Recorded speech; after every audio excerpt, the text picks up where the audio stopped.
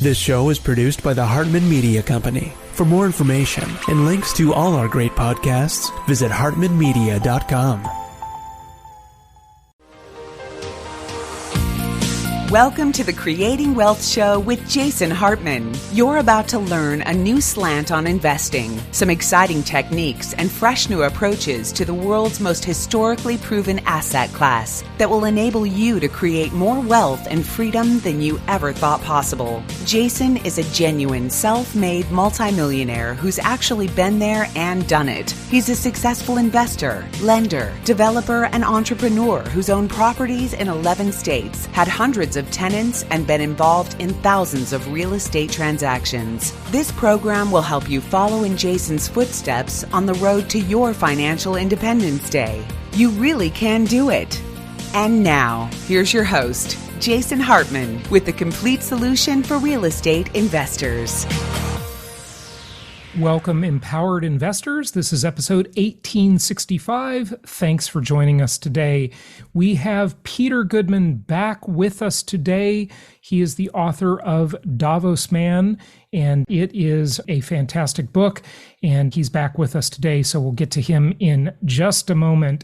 Also, I don't want to forget to tell you, like I did the other day, about our upcoming interview with the author of Woke Inc., which, by the way, I'm almost finished with that book, finished Davos Man a few weeks back, but Woke Inc. is excellent. I mean, it is just one of the best books in a while for me. I'd highly, highly recommend you get a copy of this to really understand how the woke industrial complex works. I don't know if he used that phrase, but hey, I'm using it. And it's truly shocking, you know, like the Watergate conspiracy back in the early 70s, right? Deep Throat said, follow the money. And it's all about following the money. And this is such a distraction that these companies engage in with their wokeness to hide all of the evil, awful, despicable stuff that they are doing. It's nothing more than a distraction, folks. That's exactly what it is. It is beyond ridiculous, and there are so many things that I did not understand about this. It puzzled me as to why these companies engage in this craziness, just nonsensical behavior. But when you get through this book, you'll really understand it a lot more. And our interview with him is coming up. Again, like I said, maybe we'll publish that next week, maybe the week after, but we'll get it out to you. It was a great interview, but the book is also very much worthwhile, as is Davos Man, our guest today. So we're going to get into Davos Man here in just a moment. But last night on our Empowered Investor Inner Circle Zoom meeting, which, by the way, we're changing the name of the Inner Circle to the Pro Group. So it's Empowered Investor Pro, a little bit fewer syllables, right? A little easier to say.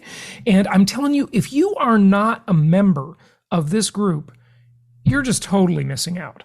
Go and join it. Go to empoweredinvestor.com and get yourself a membership. This is one of the cheapest and best investments you will ever make. Phenomenal. But one of the things I shared, and I'm not going to go into the detail I did last night here, but I just want to quickly mention it. And if you're looking at this on screen, if you're seeing the video portion, this is the population clock from the US Census Bureau. And this is a static image. You know, normally it's moving. The one I showed last night is the moving version. But the point I want to make here is that in the US, in a country of almost 333 million people now, a person is born every 8 seconds, a person dies every 11 seconds, an immigrant comes into the country every 130 seconds. Under Joe Biden, it's probably every 2 seconds. Illegally, by the way, but that's neither here nor there at the moment. But this results in a net gain in the population of one person every 26 seconds. Every 26 seconds, we add another person. And that person consumes resources. Hopefully they grow the economy and grow the GDP as well as their consumption. And they need shelter. They need a place to live. Look at this massive pool of new renters coming into the market. And last night I went over the demographic pyramids of some different countries, the US, China, India, etc. And what you notice here is that the US just has such favorable demographics for rental housing or for purchase housing as well. I mean, look, we're interested in both sides of this market as real estate investors because, of course, we want more buyers out there in the marketplace. That'll push our prices up, our values up, right? But mostly we want more renters because those renters increase rental prices and increase rental demand and put constant upward pressure on rents. And like I've been saying, folks, whatever you think the rents are today, they are dramatically behind. They are lagging the prices. Let me give you an example. And, since Sarah, our investment counselor, is not here with me at the moment, she was on the Zoom meeting last night and told the specific story. But one of our clients who you've heard on the podcast, Bruce, he is in the lumber business, and one of the new homes he's purchasing through our network had a price escalation clause in it. And he's already had like another price escalation because it's a very long construction and escrow period. And what he said is he sent us a message and he said, hey, and by the way, Bruce, hi, I'm sure you're listening to this. I know you listen to all the episodes. He said, hey, I don't know if I should go forward with this deal because it's another price increase. And what was interesting about that is the original pro forma rent on his deal. Now, don't quote me on the exact number. I might be like $50 off or something, okay? But it was something like $2,300 a month. That was the original pro forma rent. But the new rent, just since he made the purchase decision, is now projected at $3,100 per month. Wow. Okay, wait. We need to really notice that. Yeah, $2,300 to $3,100 a month, roughly. Last night, I was teaching our Empowered Investor Inner Circle members about adjustable rate loans because we're moving more into an adjustable rate market where it actually, as much as I love fixed rate loans, I've taken many adjustable rate loans throughout my investing career since I was 20 years old because sometimes they actually make more sense. And I was teaching the Empowered Investor Pro members about how to evaluate adjustable rate loans, how to understand them, with the lifetime cap, the periodic cap, the margin, the index, the fully indexed rate. And that fully indexed rate is what you'd call maybe the real rate on an adjustable rate mortgage because it's not tethered to a periodic cap. And look, if you don't know what I'm talking about, I've discussed this to some extent on past episodes. Of course, if you join the Empowered Investor Pro group, all of these monthly meetings are in the archive. And sometimes we have more than one meeting a month and they're in the archive and you can watch them anytime. But the point being that the fully indexed rate on an adjustable rate loan is like the real rate. And I made the comparison to rents. The rents we have now lag housing prices by 2 to 3 years. I've said that very often, nothing new there. But we are not even close to the fully indexed rate for rent. For rents. Rents are going a lot higher, folks. Mark my words, this is a prediction I will be right on the money about, okay? You're going to see much, much higher rents in the future, okay? All right, so that's that. Now, I am in several mastermind groups. Of course, one is my own mastermind group that I run with Ken McElroy and George Gammon. That's called the Collective Mastermind. But I'm also just a paying member of several other groups. And I've been members of many mastermind groups over the years. And it has been a phenomenal experience for me. I have learned so much from the doers, the people that are really out there doing it, instead of listening to a lot of my friends who probably aren't listening to the show. So I'll give them a hard time, who are kind of those armchair quarterback type people. We all have friends like that who aren't actually doing the thing, but they sure seem to know everything about the thing, like real estate investing. And they know all the reasons why it won't work. And they've become very bitter because they've missed the last 12 to 14 year boom time in the real estate investment world. And, they instead put their money into some stupid mutual fund and, they got a little bit of return, but, not tax advantaged, wasn't a very good return. Well, real estate investors doing the right thing, listening to the stuff I share, the good techniques, the prudent techniques, well, they've made a fortune, right? They've made an absolute fortune. So these people are the new experts. They've become very, very jealous of the people who've done it and made it, right? But listening to the doers and being a member of like their private forums, maybe private Facebook group, or they're on some other platform as a private forum, what I noticed is there were a few things a lot of them were doing. Like someone asked a really good question the other day. They posted, what are you doing to prepare for a possible recession and possible transition in the economy? And I looked at all of the answers just reading the thread, which was very, very enlightening. And knowing these people personally and knowing how successful many of them are, I mean, tremendously successful people in many cases.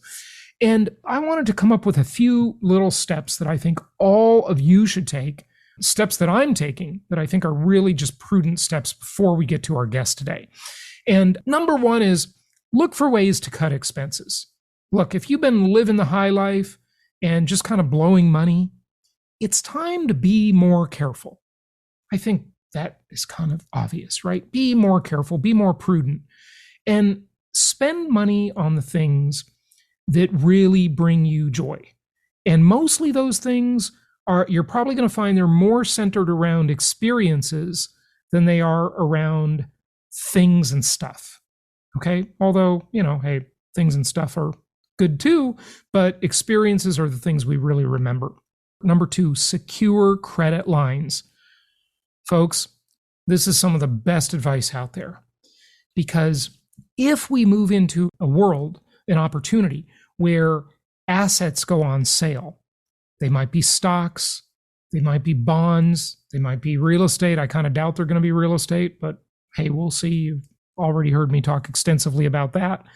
You want to be in a position where you have credit available to you. And one of the best sources that I can recommend for this is that you simply take advantage of our free funding workshop. Okay. And by the way, let me find that link. Yeah, it's jasonhartman.com/fund, jasonhartman.com/FUND for fund, and learn about how you can get really quite easily $50,000 to $250,000 worth of credit for real estate, for business, for anything you want for free. This is no interest credit for a period of maybe 12 to 18 to even like 20, 22 months of no interest credit. And it's not credit. You don't have to use the credit. Just have it ready for opportunities that come along or emergencies that come along. Maybe you get into a cash pinch and you need credit. Look, folks, there's a great saying and a great book title from years ago from one of our prior guests, Harvey Mackay. You remember the author Harvey Mackay. He's written a whole bunch of great books with really funny, unique titles, like How to Swim with the Sharks Without Being Eaten Alive, Beware of the Naked Man Who Offers You the Shirt Off His Back. But the title of one of his books that I like best is this, and it is a lesson for life. Dig your well before you're thirsty. Dig your well before you're thirsty. That's what step number 2 is. You need to be thinking right now before you need it. You might be thinking, hey, I'm cash rich. I don't need any cash right now, But let me tell you something, folks. You want to secure credit lines in advance of needing them. Check out the free class, jasonhartman.com/fund, FUND, secure credit lines. Okay, set up entities to protect assets. This is one of those other things in life that you must do in advance. It's very easy. It's very cheap, but you got to do it in advance. You can never do this thing after the fact, okay? You can never do it after the fact. And that is really, really important that you do this in advance. And for that one, we've got a great partner for you, another partner. Check out his free class at jasonhartman.com/protect. jasonhartman.com/protect. You must take care of this stuff in advance. Dig your well before you're thirsty. And that one's jasonhartman.com/protect. Okay, make educated investments. Step 4, make educated investments. Look, if you're listening to this show, I'm sure you already have that figured out. If you're new to the show, maybe you don't have that figured out. So if you go to jasonhartman.com, on the front page of the website, there's a great 30-minute video on basically how to analyze a real estate deal. Okay. And we want you to know how to make prudent investments. So go there, check out that free video, jasonhartman.com on the front page, right there in the middle. Watch that video. Really, really good. And of course, there are more things. There were a lot more things that my friend shared in this great thread I was reading the other day. But I just wanted to share that stuff with you. Get your credit secured. Look for ways to cut expenses. Be lean and mean right now. Set up your asset protection plan in advance. Set up your credit lines in advance. Those things you must do in advance. And make educated investments. Keep listening to the show. Go back, listen to old episodes, etc., old videos. And by the way, comment below if you're watching this on YouTube with any questions or thoughts you have, and we will try to get to those on a future show. And of course, there's going to be more to follow on that. Okay, so I wanted to play this little clip. It's only 30 seconds long, and you're probably going to recognize this guy's voice. You probably love him, but in case you don't, just listen with an open mind. I've talked to you many times before about how the government and the corporatocracy wants you to be single. And if you're married, they want to break you up. Your marriage is under attack. Think about the problem the corporatocracy was facing. Of course, they wanted to gain more market share for their products. Of course, they wanted more workers. But you know what problem they used to have that I haven't talked much about? And that is that before women really came into the workforce, wages for men were going up a lot. They were increasing rapidly. And guess who didn't like this? The corporations didn't like it because they want cheap labor. And they thought, how are we going to put downward pressure on these wages for all these men working in the workforce? Think of, a show like Mad Men during that era, right? Or even before that era and after it to some extent, but all around that, era, okay? They wanted to suppress those wages because the bargaining power was in favor of the employee.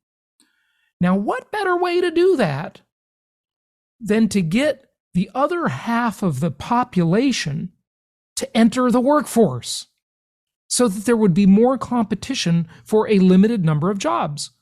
They do this also by not controlling the borders because that puts downward pressure on wages and hides real inflation and makes it cheaper for employers.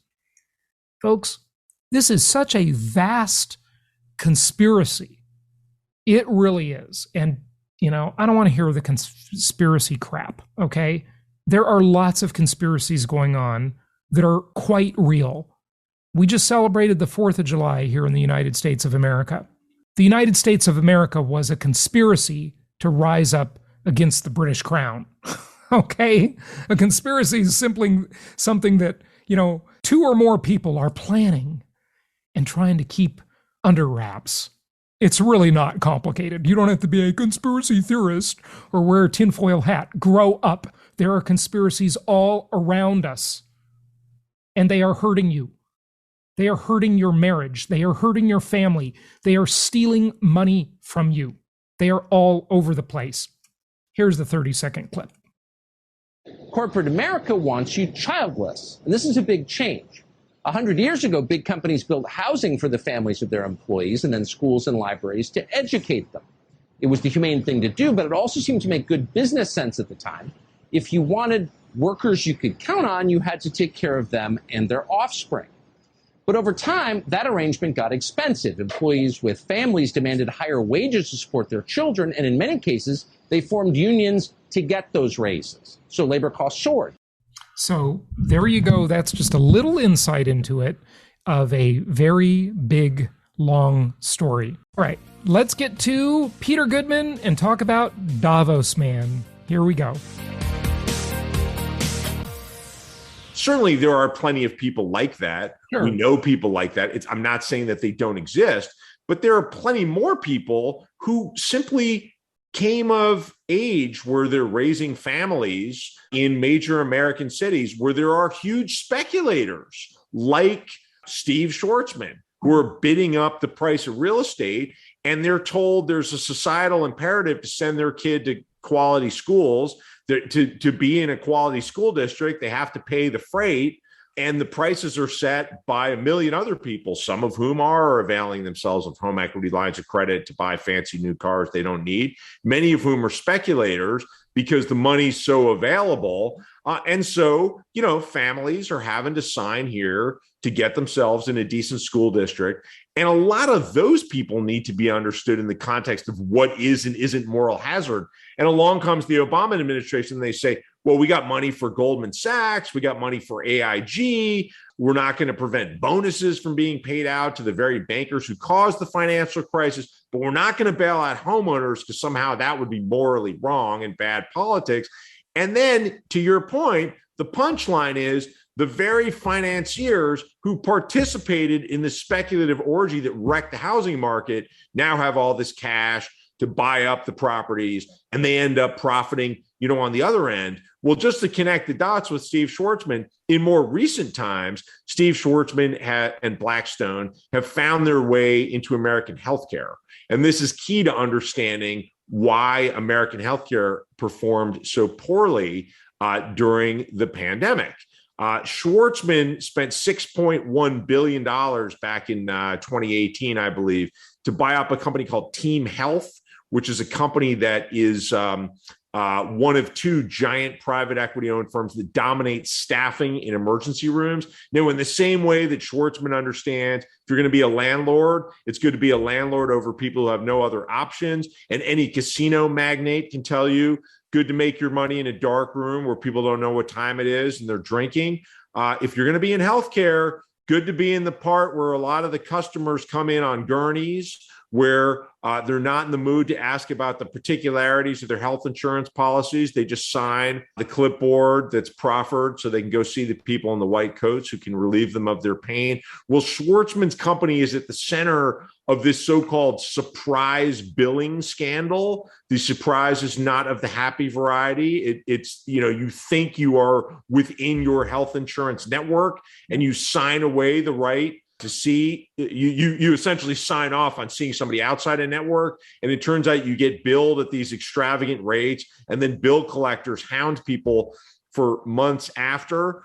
This is part of this wave of private equity investment into healthcare that has transformed our healthcare system into something that functions much more like an airline or a fast food chain than what most of us would think about as a place where you're going to get medicine, in the same way that, United Airlines wants every seat filled so they can charge more for the flight.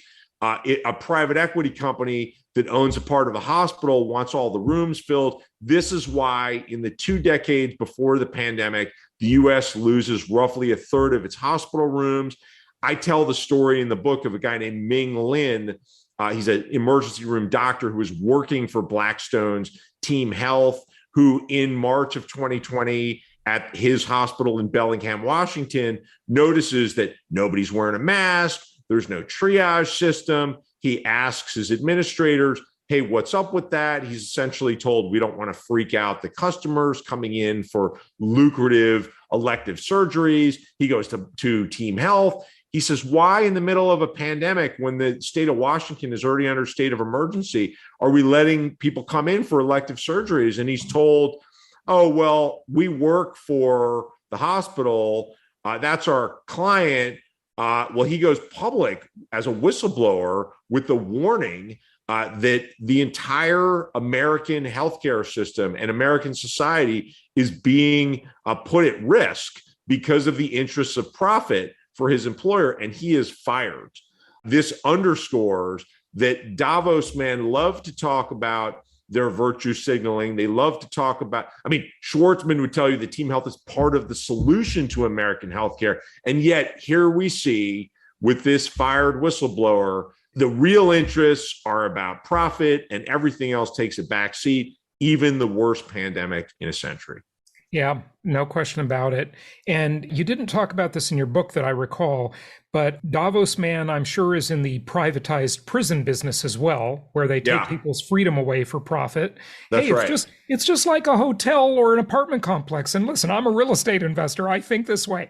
You want the lowest vacancy rate possible. But imagine if you could lobby the government to make stricter laws that are these obscure laws that people don't even know they're disobeying. I interviewed the author of 3 felonies a day on my show before, and then you could imprison them and make all kinds of money off of that. It's just disgusting the way these cronies and rent seekers act. It's unbelievable. Well, it is grotesque, and yet they wrap themselves in the flag. They tell us, we're not nanny state. Loving European socialists. This is real capitalism. And to your point about rent seeking, because I think it's really important, let's just pause and note that business is a source of social good in many instances. Real businesses, if you think about, the average small business, people have ideas, they employ people, those wages get cycled through our economy. This is the kind of capitalism that needs to be celebrated. The people we're talking about, they essentially figure out how to manipulate our democratic process to produce policies that are often at odds with societal interests, whether we're talking about, how do we deal with mass incarceration in America? How do we deal with climate change? How do we provision for healthcare? They're at odds with our social interests, yet they pervert our process to generate profit opportunities for themselves at social expense. And then when we say, well, maybe we should regulate, maybe we should study, maybe there should be progressive taxation so we can actually finance some of the things people want, they say, oh, no, that's, you might as well be a Trotskyist to propose, radical income redistribution. Schwartzman once likened simple taxation to Hitler invading Poland. They are very quick to bat down any attempts at the public using the levers of democracy to have a say over what kind of society we're living in, to, accuse us of being anti-business, anti-capitalist. No one could be more pro-business than me, right? But this is not business, folks. Right. What goes on at the high levels. It's not, Davos Man is not engaged in business or free markets. Davos Man is engaged in cronyism and fascism. Okay, that's what Davos Man is. And one of the speeches, not really a speech, but like on a panel that I love that took place at Davos, I think you mentioned in your book, was Rutger Bregman, the historian who just lambasted these people. And I also have to mention, I loved Ricky Gervais' comments at, I think it was the Academy Awards a few years ago, when Tim Cook was in the audience and he said, oh, look, you're violating all sorts of things that would be illegal with child labor in the United States, but you just offshore that to China and abuse people there. And everybody worships you here in the US. It's just unbelievable. Yeah, but go ahead. The Bregman point I think is really interesting. So Rutger Bregman is this Dutch academic who was attending his first Davos. I think it was in 2018, 2019, can't remember. And he breached protocol because the active understanding at Davos. I'm surprised you can even obtain that video, frankly, with the censorship on YouTube, and they're all part of the. They're happy to show it. Yeah, it's part of the whole ethos of the forum that it's free flowing. Anyone can say anything, but it was a breach of decorum. The understanding if you're at Davos is we're all very well intentioned. We're all puzzling over how to solve these problems. I've been to, I make this point in the book, I've been to gatherings of pharmaceutical executives discussing, why are drug prices so unaffordable for most people? And they'll really earnestly discuss, well, maybe we haven't come up with the right business model yet. This requires more study. We need more stakeholder dialogue. Somehow they're less expensive in other countries. It's never like, well, we've all conspired to make the prices unaffordable because that's good for our shareholders. So here's Bregman, who's on this panel where he's supposed to be talking about universal basic income. And he's asked for his opinion on inequality. And he says, pay your taxes. Yeah. I feel like he says taxes, all the rest is bullshit. I'm not sure if I'm allowed to use that word. That's essentially what he said. Yes. That's exactly what he said. Is the word bullshit. And then he says, I feel like I'm at a firefighters conference and I'm not allowed to discuss water. Now, your viewers may remember that because that clip went viral. Yep. I went and rewatched the whole thing. What's fascinating is what happens after. So this panel is moderated by a guy named Edward Felsenthal, who is the editor-in-chief of Time magazine, by then owned by Mark Benioff, one of my 5 key characters, the Salesforce CEO, who is on the board of trustees of the World Economic Forum and loves to talk about win-win solutions so that no one has to sacrifice. And Felsenthal turns to Jane Goodall, the naturalist. Right. Now think about my Davos Man as species. I watched the whole panel too. It was about an hour long. Yeah. And he says to Goodall, he says, what is it about us as a species that, we know how to solve these problems and yet we somehow can't? Yeah. And she, gamely plays along and says something about evolution. I mean, it's an incredible punchline to that because, again, he rebuilds this wall that protects Davos Man from ever being held to it. It's not that you're greedy. It's that you haven't settled on the right messaging yet, or we haven't consulted the right stakeholders yet. It's always a process that will eventually yield solutions if we just have more talk. Yeah, I know. They'll be talking for the next 100 years and they'll have the 150th Davos conference and everybody will be poorer and they'll be richer.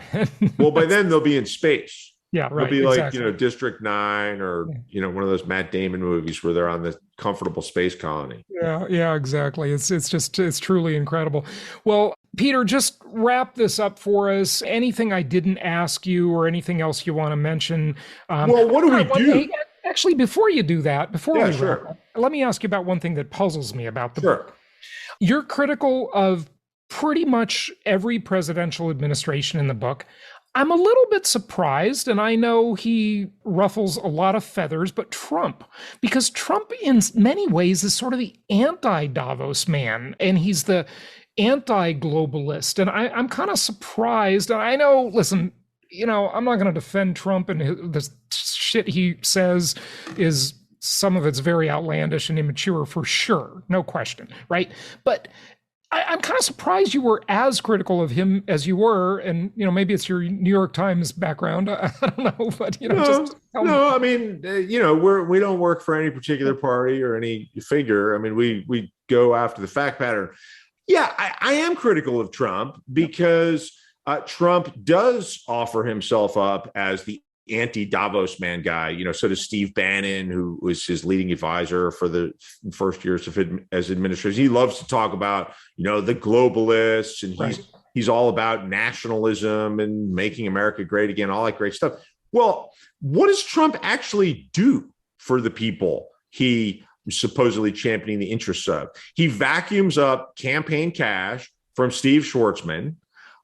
He delivers the largest package of tax cuts in American history, lavished not on the working people whose interests he's supposed to be serving, but on people like Steve Schwartzman and Jeff Bezos and Mark Benioff. He then engages in this kind of photo op trade policy where he sticks tariffs on China. He's a classic populist, right? He's going to blame the external forces for American problems. So if you distill the Trump message to working people who are quite correct in concluding, and this is why they're happy to embrace this, anti-establishment figure like Trump. They're quite correct in concluding that the elites don't care about them, that for decades, their interests and their ability to support their families doesn't amount to much, if anything, in the halls of Congress.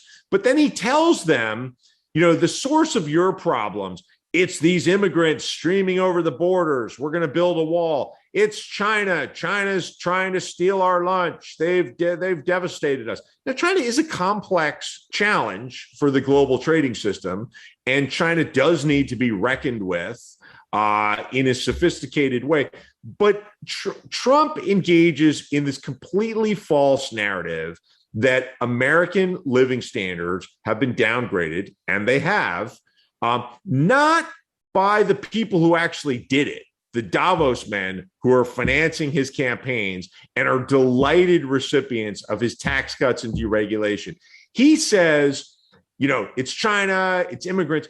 Look, our problems are made in Congress, in boardrooms in New York, in Seattle, in companies that have undermined the labor movement.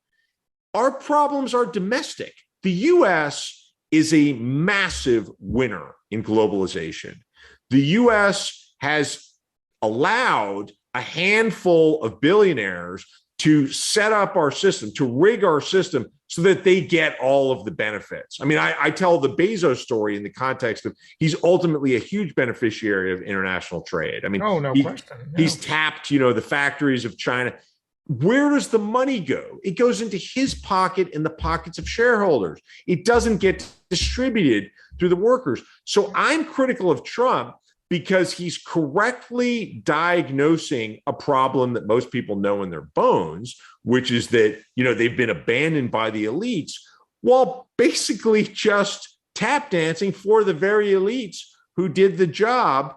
And handing out goodies to people like Steve Schwarzman and Larry Fink, who haven't talked about, the world's largest asset manager, and Jeff Bezos.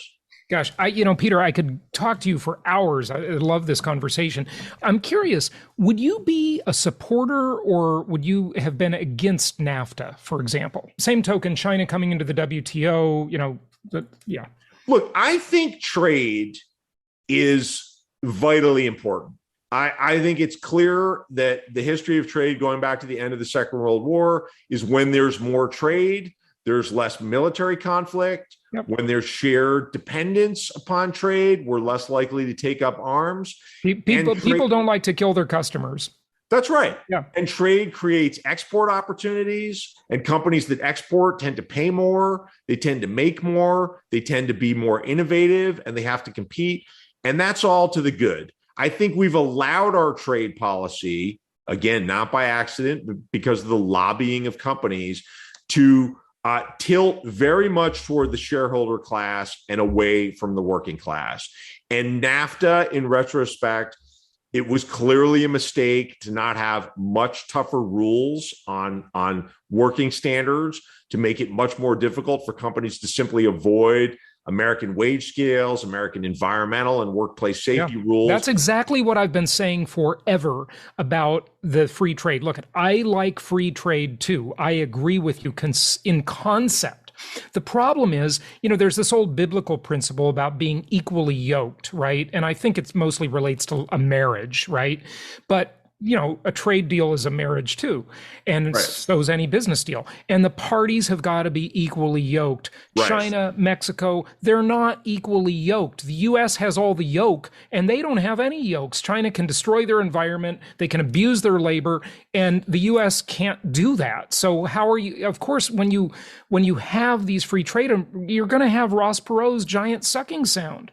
We needed to have much tougher conditions in China's WTO accession than we did. And it's important to remember, China's WTO accession was sold to us by Davos Man, by the shareholder class, who told us, by the way, that it wasn't even just about the money. I mean, we heard from people like Clinton and his Treasury Secretary, Larry Summers, that oh no, this is about democratizing China. I mean, once we integrate China into the global trading system, we're going to have a growing Chinese middle class, and they're going to demand what every middle class demands, including economic freedoms.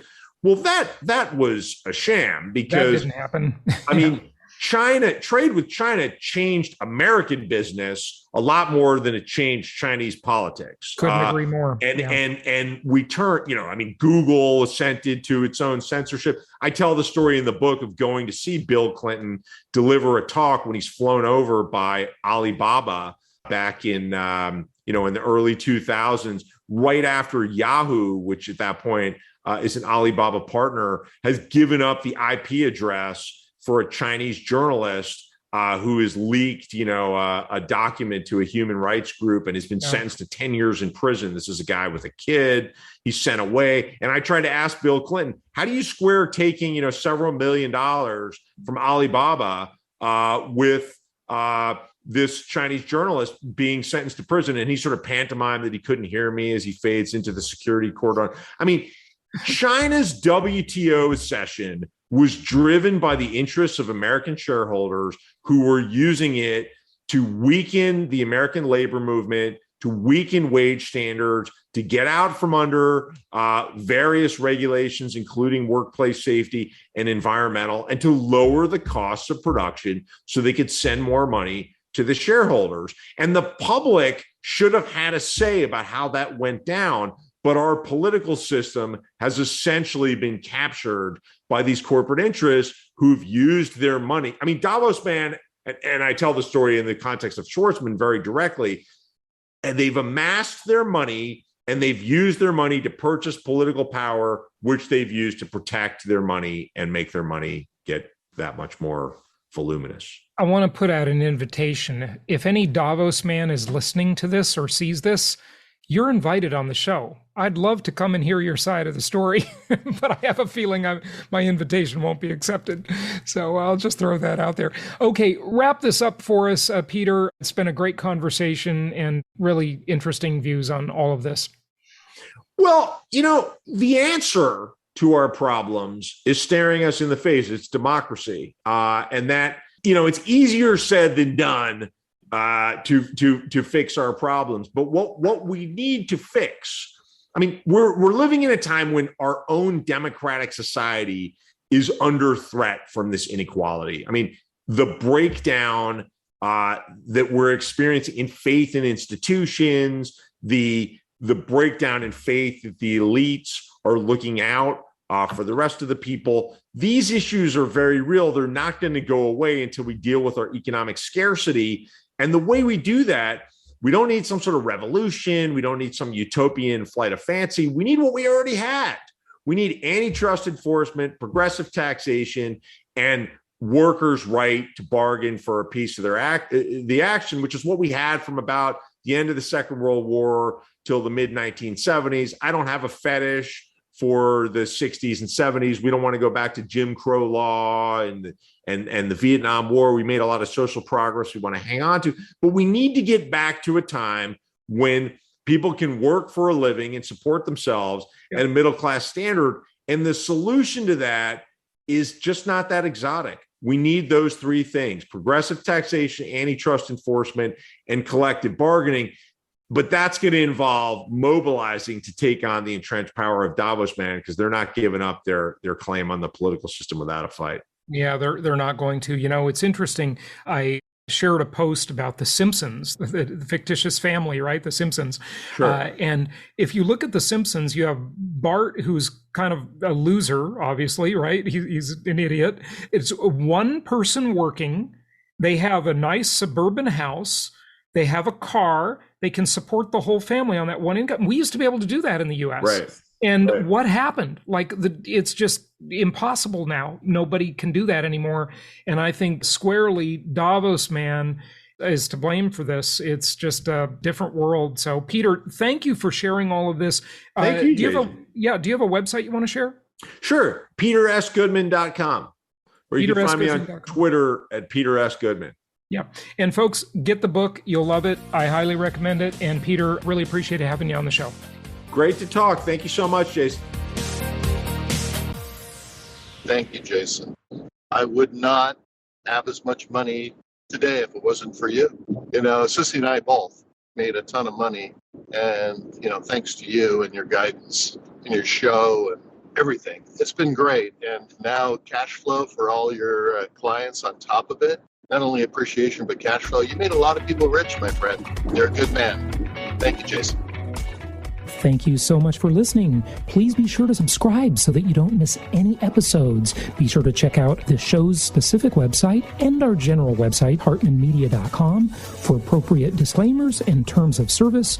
Remember that guest opinions are their own, and if you require specific legal or tax advice or advice in any other specialized area, please consult an appropriate professional. And we also very much appreciate you reviewing the show.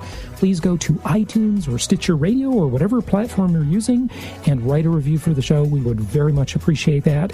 And be sure to make it official and subscribe so you do not miss any episodes. We look forward to seeing you on the next episode.